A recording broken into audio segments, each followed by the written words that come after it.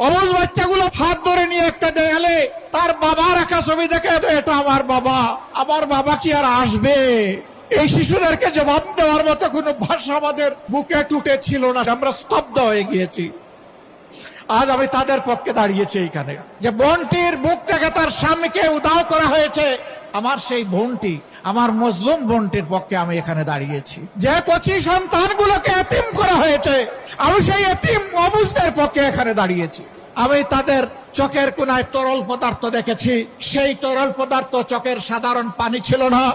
তাদের আপনজন প্রিয়জন হারানো যে মানুষগুলো দুনিয়া থেকে চলে গিয়েছে, তাদের রক্তের ফোঁটা আমি চোখের কোনায় দেখতে পেয়েছিলাম। সন্তান আমার একটা নয়, আজকে বাংলার রাস্তায় আনাচে কানাচে লক্ষ লক্ষ যে তরুণ তরুণী নেমেছে, সবগুলো আমার সন্তান। আমি সেই সন্তানদের সাথে সংহতি প্রকাশ করতে এখানে এসেছি। আমি তাদেরকে সাহস দিতে এসেছি। কাপুরুষ বিড়াল শিকালের মতো কোনো সন্তান চাই না, সিংহ এবং বাঘের মতো সন্তান চাই। কালো হাত আর যদি সামনে বাড়ানোর চেষ্টা করেন, আমরা গালে হাত দিয়ে বসতে পারবো না ভাই।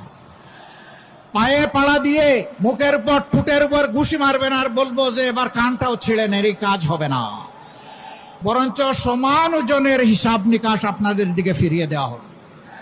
যে দুঃখী মানুষগুলোর কথা বললাম, আজকে তাদের মুখে হাসি ফুটানোর জন্য নতুন লড়াই আমাদেরকে শুরু করতে হবে ইনশাআল্লাহ।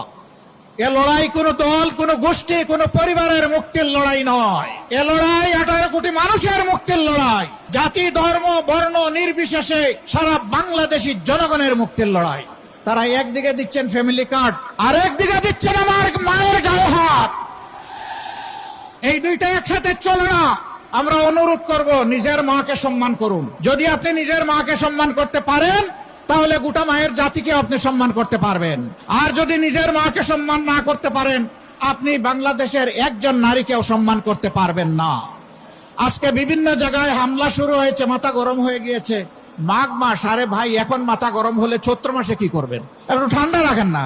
এখন তো আরামদায়ক বাতাস আছে, আবহাওয়া আছে, এই সময় গরম করিয়েন না মাথাটা। জনগণের রায়ের প্রতি আস্থা রাখুন। অতীতে জনগণের রায়কে যারা সম্মান করে নাই, তাদের পরিণতি কি হয়েছে তার থেকে আমাদের সকলের শিক্ষা নেওয়া উচিত। আসসালামু আলাইকুম ওয়া রাহমাতুল্লাহ। প্রিয় খুলনাবাসী ভাই ও বোনেরা, আপনারা কেমন আছেন? একটু সহযোগিতা আপনারা করবেন। এই যে সাংবাদিক ভাইয়েরা এখানে তাদের পেশাগত দায়িত্ব পালন করছেন, তারা দাঁড়িয়েই দায়িত্ব পালন করবেন। আপনারা একটু ধৈর্য ধরবেন, তাদেরকে বসতে বলবেন না, আপনারা বসে থাকবেন ইনশাআল্লাহ। আপনারা রাজি আছেন তো? আলহামদুলিল্লাহ।